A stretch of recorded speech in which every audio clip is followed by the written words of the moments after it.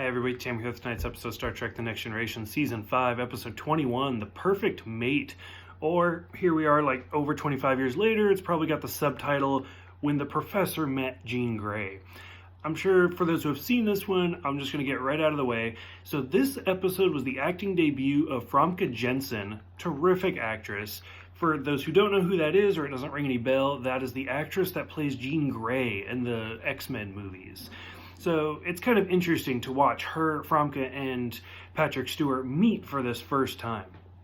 So this episode, it's a good episode, and it would have had a little bit of a higher rating if they had basically just cut out the Ferengi. To me, it wasn't needed. It was kind of interesting that Max Gordonchek played one of the Ferengi. We saw him in The Captain's Holiday, and as a Ferengi, presumably not the same one here. And then when we get to Deep Space Nine, he plays Quark's brother Rom. So it's kind of interesting to see him, but overall, their characters were not needed. Just me. So this episode, there's two species, and they're trying to come up with a peace treaty. And one of them has agreed to send the other a gift.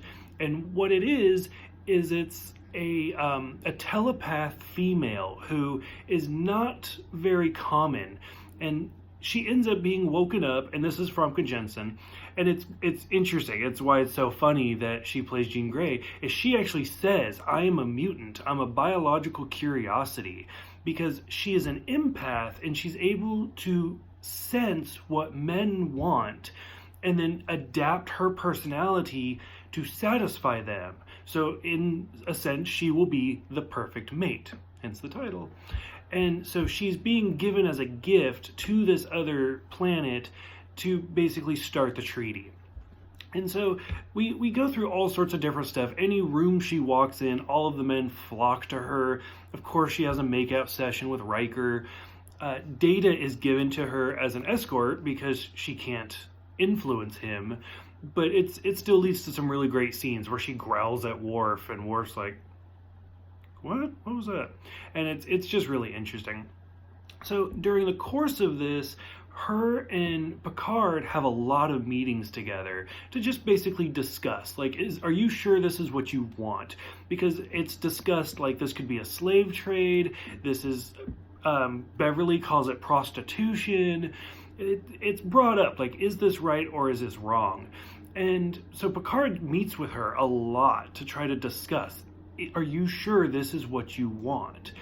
And when we finally get to the end of the episode, this whole episode's really interesting, and it's really good. And then you get to the end, and it just punches you in the gut, because she finally comes to Picard and she says, I've imprinted on you. Like, I can't imprint on any other men. My final imprint was on you. And Picard doesn't really know how to respond to that. And she says, but don't worry, because I have adapted to your personality characteristics, I'm still going to marry this ambassador because that is my duty and that is what you would do. And so now Picard has to give up what would be his perfect mate to basically keep like the prime directive whole, to keep these balanced treaties going on. It's amazing. It is so well done. And like I said, when you look at, this is the acting debut of Famke Janssen, like, she does such an amazing job in this episode, and she's a great actress anyway. And it's amazing to kind of watch where they go from here, and then 1992 to the year 2000, where we get the X-Men movie, and they're basically reunited. Like, I kind of want to watch X-Men now just to see it like a sequel. But yeah, overall, it's such a great episode. It's really, really well done.